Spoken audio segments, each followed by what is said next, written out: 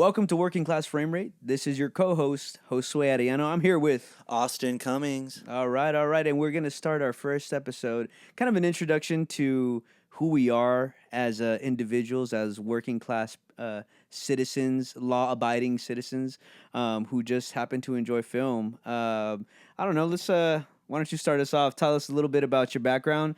Where do you where do you reside as a working class citizen? Dude, so I'm on the front lines of the barista war zone, secret operative within Starbucks. Bro is giving money to Israel. I am personally giving them 14 billion out of my own pocket. It's all on Capital One. Fuck me. And on top of that, I collect film. I also am a Amazing. writer, and when I have the actual funds, I like to indulge in other like hobbies, including but not exclusively museums, and I love to buy books. Bro is a walking red flag. Absolutely. Yeah. Okay. That's dope. Yeah. My name's Josue. I love to collect physical media. That's like one of the biggest things that I'm a fan of.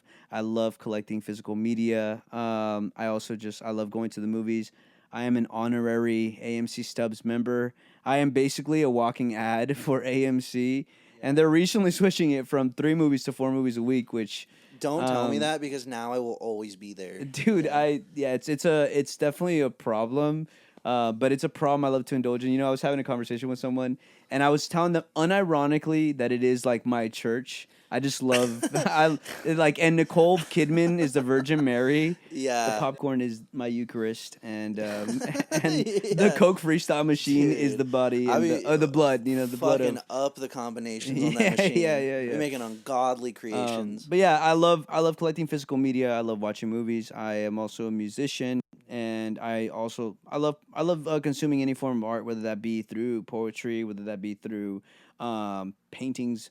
I love consuming art in all fashion, and I think that's why we decided to start this podcast, was because like we love film and we love art and we love Absolutely. talking about it. And some of my favorite memories aren't even necessarily the movies themselves, but it's just me and you just hanging out after and just like talking about them Just and chopping it up. yeah. Like Even hours, like the bad like movies. endless times. Yeah. Like, yeah, because I think about that where it's like even films that like don't really leave any, I don't know, I guess like impression on me.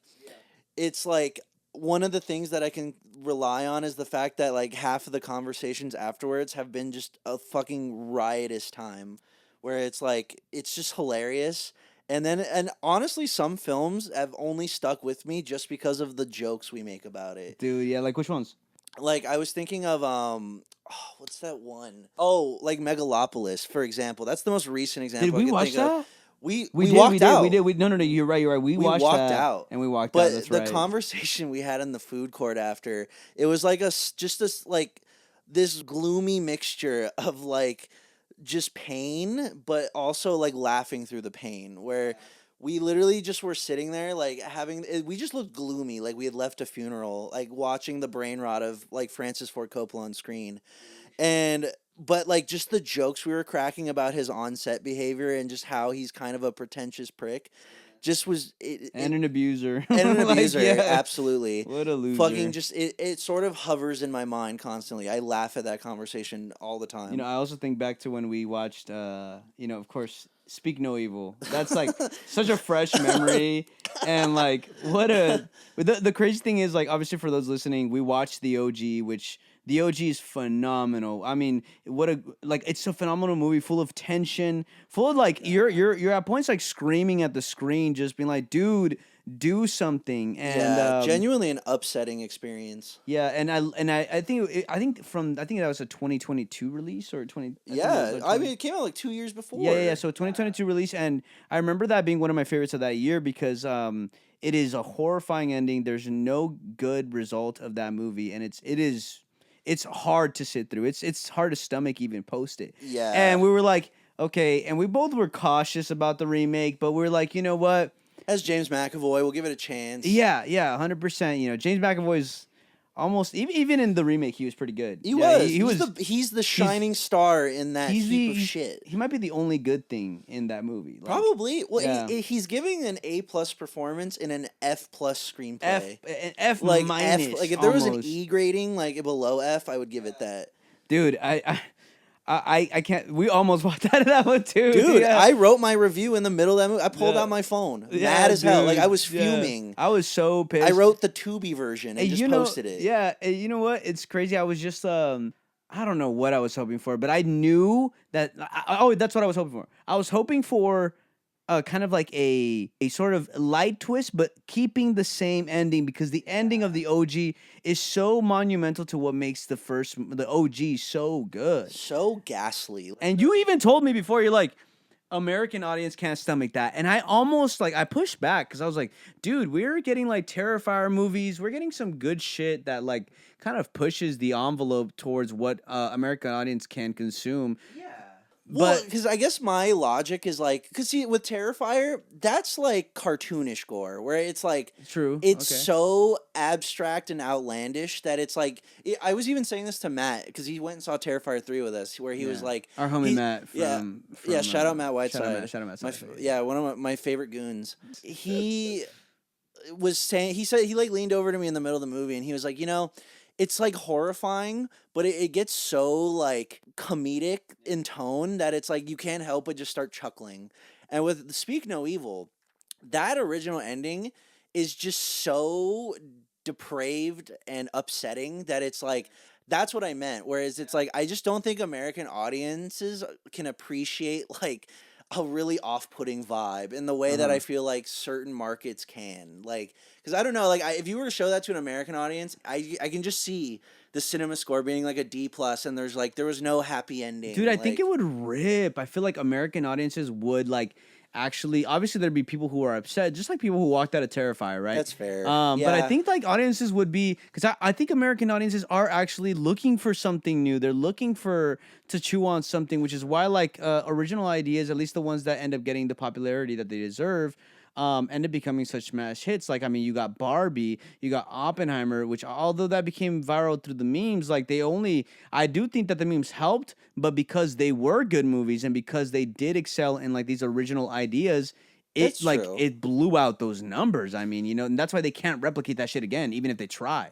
That is fair. Well, because I think it's like, it's funny because it's like we used to do that. Like, if you watch a lot of these horror movies from the 80s, there's some shit in there that is like genuinely like awful to look at. And just, it's like the content is pretty shocking. Yeah. But it's like, I feel like for Like what? so long, like, have you ever seen From Beyond? From Beyond. It's from the 80s. And it's literally like they open up this dimension where this like sort of like, I guess it's like this. You said this is an 80s movie? Yeah, and it's Uh-huh. about this like the scientist creates the head scientist creates this machine that opens up this dimension that's like it unlocks this like sixth or like seventh sense. I don't remember the exact detail, but there's like this demon in that realm, and it's just like this like androgynous like formless creature that like indulges this like sex organ in the brain. What where the fuck? but it's like, and there's just like intense body horror, and it's gory, and it's like extremely kinky and sexual. I love that. And it's Hell like yeah. I'm trying. Like, I remember watching that, and I was like, I'm trying to picture like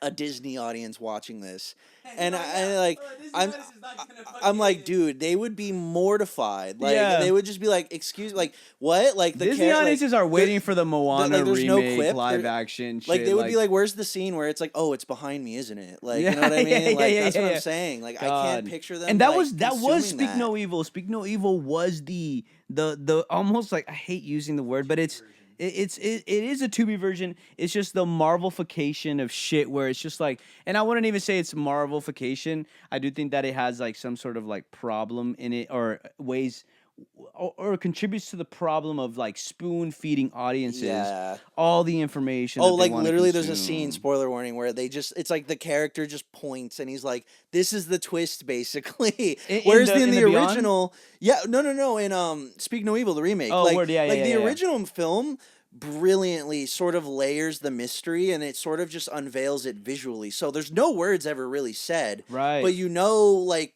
completely what's happening and like what the twist means. And the remake does this It's a really fucking smart like movie. this 4 IQ like move where it's like the kid literally just points at a wall and it's like screaming the twist at you.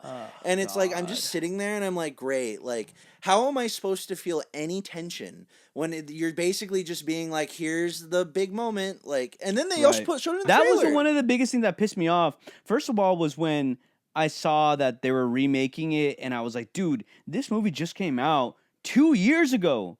And it's a fucking like, what are they gonna offer that I did not see in that movie? Like the discount version, right? And yeah. and then I saw that they literally reveal one of the biggest twists in the original in the trailer. I was like, okay, maybe there's more, maybe they're adding stuff, but of course not, because it's an American fucking remake. And on top of all that, you get the soft core ending and spoilers, the soft ending where there is like sort of a better outcome. I'm not going to spoil much, but there's a better outcome in the remake, and that annoyed the absolute fuck out of me, dude. I'm so fucking tired. I remember in the lead up to that movie, every single time without fail, that when that trailer would like appear on screen before us, I would just immediately in my peripheral see you shaking your head, and like you had the most solemn I was look seething on your every face. time. You know Like, what was mad. crazy? You were it was mad. also everyone was excited for it to release because everyone was so fucking sick of seeing that trailer, because apparently it was playing in front of every fucking movie at for weeks, for months, for months on end. And I don't even know. Maybe it did profit. I'm not too sure. Oh no, it made that Blumhouse money. Oh my fucking god! Of course, dude. it did. Jason Blum has mastered the baby-proof horror market. He just releases these movies with no stakes, like very minimal gore, and it's almost like you could print these movies. Like they're so easy to just detect where it's going. And I can't believe I actually fed into it 3 times last year, and they became some of my worst movies last year. We're talking Imaginary. I saw I saw Afraid. You saw Afraid? I saw Afraid because why? I wanted to break my brain. I was like, I need this. You want to test your limits. Yeah. Sometimes you gotta have the torture. That is truly a goon movie where you're just like, you lay back and you're like, my brain is leaking out of my fucking ears. That's what's playing in the trap in the background. Yeah, when you're like making terrible decisions. Yeah. Both of them were so fucking bad. And then of course Speak No Evil, which I could not believe any of those movies existed. And that's not even including Night Swim, which I didn't watch, which I heard was awful. I'm gonna be real, I was kind of curious about that trailer. Me too. But then that's what also fucking pisses me off about Blumhouse is like they're so good at like swindling you with those trailers. It's insane. I don't know who they've got it down, dude. I don't know who their trailer editor is, but that guy deserves a fucking Oscar. Yeah, he gets people to dump $40 million worth of ticket sales into these garbo movies that cost like $2 to make. And you know what? It's crazy. It works because general audiences aren't like, oh, it's a Blumhouse movie again. They're not looking at the production company like film nerds are. And film nerds already know they're trash. Yeah, like film nerds are not the ones going to those movies. It's literally like the guy just like, it's your boomer uncle who's like who doesn't believe in vaccines, or the guy who's like throwing together a date idea last second. He's not put thought into it. He's like, fuck it, like I'm just gonna take you to Night Swim. Right. We'll get some boba. We'll go see Date Night Swim. The guy who like doesn't try. Yeah, he's gonna be on his phone the whole time. Right.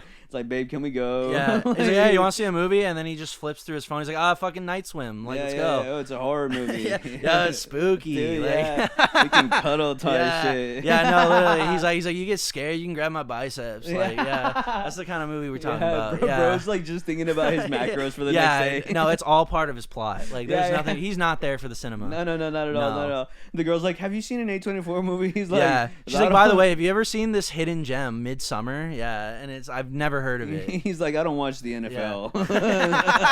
He's like, is that an NBA stat? He's like, I love the A24 stat. Dude, I stopped checking in a minute ago. Yeah, he's like, I think Barkley was talking about that. Yeah. On Sports Center. On Sports Center. Hey, babe, did you see Timothy Chalamet on Only movie he's seen is Dune. Yeah. He's like, I love Dune too. I love Dune. It sounds like Goon. Yeah. He's like, I saw Goon too. That was really good, but there was no gooning in that. That was crazy. Yeah, bro walked out. Yeah. He was mad. He's like, why aren't the Fremen Goon? He's like, wait, the Sen were wait. funny.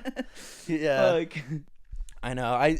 Like sometimes flashes of that movie will appear in my frontal cortex and I just get mad. Like I'll be at work making fucking frappuccinos and I'm already in a fucked off mood.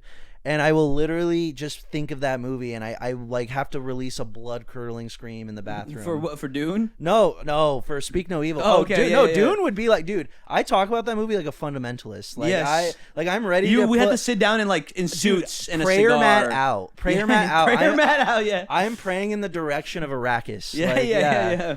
Like Free the home world. Free. Lisan Agaib. Yeah, White Boy Summer and its consequences. Dude. That's my favorite movie. Man, speaking of White Boy Summer, it's crazy to see how like Timothy Chalamet has like am I saying that right? Timothy Chalamet? I think Chalamet. Shamalama Ding Dong. Yeah, it could be one of those. Yeah, bro. yeah, Bing Boing. Yeah, my favorite Xbox player. yeah. Fuck, he in the COD lobbies. Dude, Yo, have you seen Bob Dylan? Pull Yo, up you know the who Bob chats. Dylan is? Yeah. Don't ask bro how many controllers he's modded. Yeah, dude is like strumming his guitar. What are you Dude, doing? that's why he's in film. It's to fund the Xbox Live every month. Yeah. He's gonna become a Twitch The streamer. SoundCloud Plus check. Yeah. Right, fuck. He actually made a joke about that where he's like, yeah, he's Really? like the Dune 2 check cleared. I got the SoundCloud pass. Like, Oh, that's right. Yeah. Dude, his interview with Nardwuar was pretty fucking great. Yeah, he's really funny. Yeah. Well, it's funny too. He's 'cause such an easygoing guy, and it makes me hate him more. I'm like, you motherfucker. You know what it is? It's because You're cool. whenever I see him in interviews where he's just being him, I'm like, this is a guy I would have gamed with in Yes. like 2016, and that's what I kind of like about him. He's just like the everyman kind of heartthrob, but he's Yeah. just so good at it. You kind of He's fucking so hate good. him. Yeah, it's almost too good. You're It's like, too fuck. good. It's like what kind He's of fucking good. Yeah, it's like what kind of fucking sorcery did you conjure to make this your life? It's unbelievable. But yeah, I seeing him do the press run,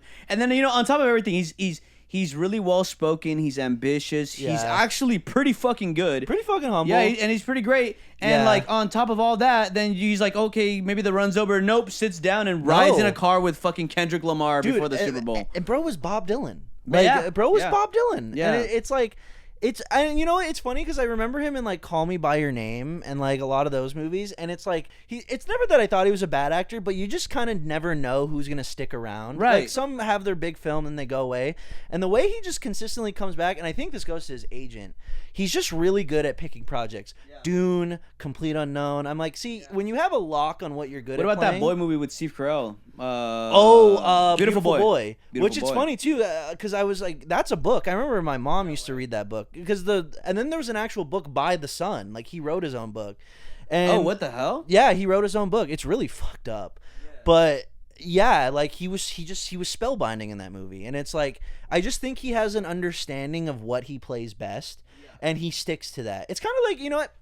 Even though this is like the Faustian trade of like evil. Like Dwayne Johnson is kind of like this. No, okay, hold on. Not a good my actor. God. Not a good actor. Okay, But he now I'm understands. gonna hear you out. He understands what roles he can do best because of his charisma. You know what he used to? Used to. Now it's become like he's become The Rock playing The Rock who plays The Rock. But he's good at it. But See, no. he knows. He's 3 levels deep. Like before, Yeah. he was playing The Rock as The Rock. Yeah. And it worked because he Yeah. picked the right projects and he just Absolutely. had The Rock charisma. But now it's like The Rock knows he has The Rock charisma and he's Yeah. playing The Rock who has the charisma in those movies. Does that make sense? He's like Yeah, well, but he playing has a it down parody to, version like- of himself. Like even when I see him in those awful Disney movies and the trailers, I'm like, you know what? It sucks and I hate it. But he's got it just down to a science, and it's like it's almost like his hustle is just awful movies, but goddamn, he just does it. And I'm like, you know what? I hate you, but I gotta respect the hustle. Cinema's come so far from After Hours to Dude, Red One. bro. Yeah, yeah. God, that bro. was so the good. Magnum That was opus, so bro. good. Yeah, the Magnum opus, bro. That's the real Dune 3. Yeah, bro. the Dune 3. That's yeah. Dune 3. That's Dude, Dune Messiah. Fucking J.K. Simmons. J.K. Simmons, bro. Like, what a waste of J.K. Simmons as Santa. Like, Dude, this guy was in Oz as one of the scariest villains, and they got him fighting snowmen. My like, God, this shit is. He was in Whiplash. Like, yeah, no, That's right. Oh my God, dude. Like, yeah, you forgot so about that much one, didn't wasted you? potential. No, I could never forget It's about like, that. No, like. It's just crazy to me how you'll see an actor in a movie like Whiplash, like J.K. Simmons, and you'll see him in Red One, and it's like, what is that? I want to be a fly on the wall during. You know that what's meeting. crazy? I'm realizing. So did they do Whiplash and then Miles Teller did Fantastic? I think he did. Yeah, that was like a year apart. Oh my God. That's- so they literally what a went to go. downfall. Yeah, they both went to do Gooner like movies. Well, it's like Whiplash is like just this flawless masterpiece, and then bro went to Fan Four Stick, which is like one of the most egregious pieces of shit I've ever watched. Yeah. And I have not watched it to this day. I think I'm gonna be pass. real. It's like the most discount Cronenberg film I've ever watched. Really? Well, because it tries to. I'm kind of down for discount Cronenberg. I have no idea why Josh Trank took this direction, but he, instead of making a Fantastic Four movie, which is like, you know, adventurous, there's a lot of science involved, you know, because it's kind of, you know, Reed Richards is kind of the brainier part of Fantastic Four. he just makes it this ugly fucking body horror movie where it's like grim. The Fantastic Four like hate everything, like their powers are like monstrous, and it's like, dude, this isn't a superhero movie. That This kind is, of sounds hard. but okay, in theory, like theory. you would think that Right. under the right director that could be phenomenal, Right. But it's just this ugly, and it's like, and they try to do the beats too, where it's like, oh, like the Fantastic Four together, they're gonna beat Doctor Doom, and it's like, dude, I hate these people. They're like, they're like war criminals. They're like their Holy powers shit. are heinous and ugly to look at. They call like it when a, Reed they're Richards, calling it Putin. dude, when Reed Richards stretches in that movie, it's like a nightmare. He just looks like bubblegum being torn apart. Holy and it's like, shit. how am I supposed to cheer for this team of superheroes when it's like, I heard there was a lot of studio interference with that though. yeah, that's well, and also Josh Trank was apparently, I don't know, okay, I'm paraphrasing, but I heard he was a very I didn't expect us to extremely- have like an in-depth fan conversation. Yeah. Yeah. It's just because all these memories are coming from the recesses of my subconscious. But it's like, because dude, I shut my mind from this movie. Understandably so, yeah. And it's like, yeah, apparently he was very difficult to work with. And it's funny because, like, I even worked with someone around that time at an internship who said that they, like, had to drive his car and, like, take it to a car wash. Not even joking. This is verbatim what he told me. It was so dirty in his car. Allegedly. Yeah. That it had, like, maggots in his car. Like, it was that trashed. Bro, pulling like, from like his own experiences. Yeah, bro was the real Chronicle. Yeah. Like, he was Dane DeHaan. I just want to be Yeah. Cronenberg. I just want to be Cronenberg. Yeah, he's like, watch my burger morph on the floor. Yeah, for real. But it's he's method acting. Yeah, he's method acting acting. as a director. He's like, I'm not gonna shower, bro. That's how I'm gonna get in the mindset. Yeah. I think it was a mixture of studio interference, Yeah. but they also just didn't like his vision, and he was also just so difficult to work with. They were like, how do we salvage Like, this you monstrosity, fucking noob. this atrocity exhibition? Holy Yeah. shit. God, and I think Miles Teller, like in his career, will be forever followed by that.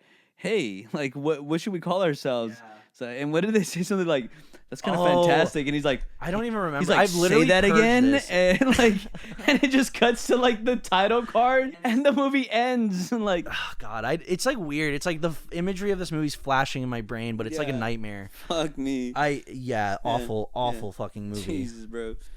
Oh my God, We it's just fucking went, awful. yeah, we went on a slight tangent on like everything that we've been like. There's so much that we want to talk about.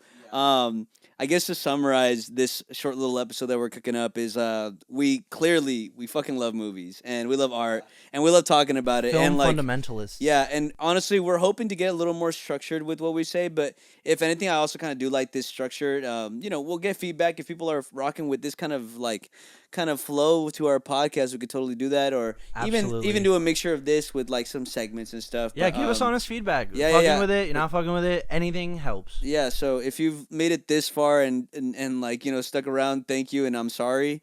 Okay. I hope you're enjoying our ramblings. Yeah, we apologize in advance, but yeah, that's gonna conclude. Give me the name of our podcast again. Working class frame rate. I knew that. I just wanted you to say that on the mic. Yeah, working class frame rate. Working class frame rate. All right, we'll see you on the next one. This is Josue. This is Austin. This is working class frame rate. Peace. Bye.